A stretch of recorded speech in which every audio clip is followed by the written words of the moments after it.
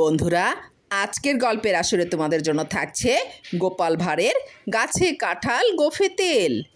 সেদিন গোপালের মনটা খুব ভালো ছিল, তাই রাজসভায় যাওয়ার সময় বেশ কার্তিক ঠাকুরটি সেজে গোফে ভালো করে তেল দিয়ে সভায় গিয়ে উপস্থিত হলো।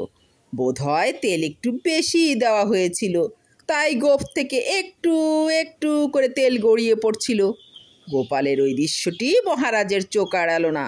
তিনি গোপালকে জব্দ করার জন্য বললেন, গোপাল, তোমার মা কি কলুর মেয়ে?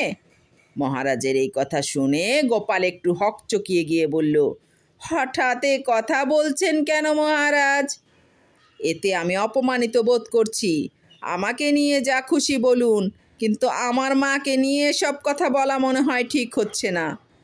মহারাজ বললেন, তোমার মা যদি কলুর মেয়ে না হবেন, তবে তোমার গোফে ঘানি গাছের নমুনা দেখতে পাচ্ছি কেন? গোপাল এতক্ষণে ব্যাপারটা বুঝলো। সে ঠাট্টার উত্তর ঠাট্টা করেই বলল, মহারাজের গাছে কাঁঠাল পেকেছে, তাই আমি গোফে ভালো করে তেল দিয়ে এসেছি। যদি